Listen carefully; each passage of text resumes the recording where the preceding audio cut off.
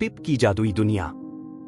एक घने जंगल में, जहां पुराने पेड़ आसमान को छूते थे और नदियां गीत गाती थीं, एक छोटा सा जानवर रहता था जिसका नाम पिप था।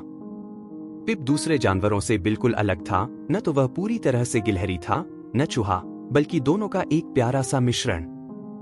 उसका छोटा सा शरीर सुनहरे भूरे बालों से ढका हुआ था, बड़ी बड़ी चमकदार आंखें जो हर चीज को हैरानी से देखती थीं, और एक छोटी सी पूंछ जिसका सिरा घुमावदार था। पिप की सबसे बड़ी खासियत थी उसकी जिज्ञासा।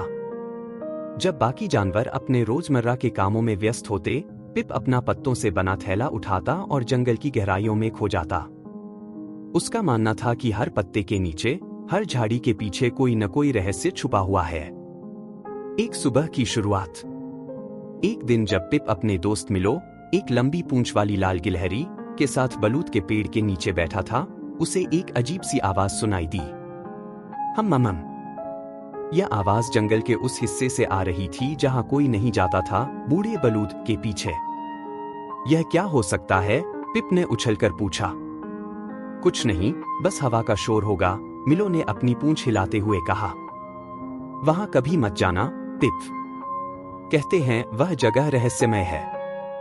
लेकिन पिप का दिल तो अब बेचैन हो चुका था। उसने अपना थैला कसा और उसी पल सफर शुरू कर दिया। रहस्यमय मुलाकात।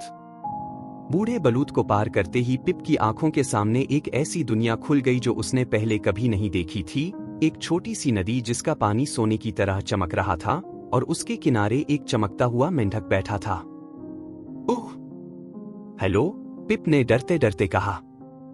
मेंढक ने अपनी बड़ी बड़ी चमकदार आंखें झपकाईं। आह!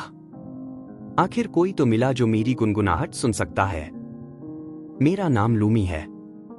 तुम चमक रहे हो, पिप हैरानी से चिल्लाया। लूमी ने मुस्कुराते हुए अपनी त्वचा पर नीले और हरे चमकते धब्बे दिखाए। जादू हमेशा से यहां मौजूद था, पिप।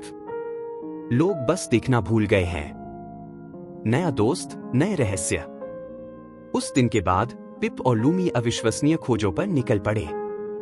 उन्होंने रात को जुगनुओं के साथ नाचते हुए पेड़ देखे, गुफाओं में चमकते हुए क्रिस्टल की चट्टानें खोजीं, और एक ऐसी झील के बारे में जाना जो चांद की रोशनी में जिंदा हो जाती थी। सीख।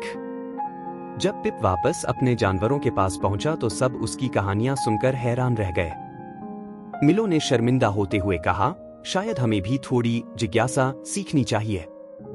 और उस दिन के बाद से जंगल के हर जानवर ने यह सबक याद रखा, कभी कभी सबसे छोटा सा दिल भी सबसे बड़े रहस्यों को पा लेता है। समाप्त।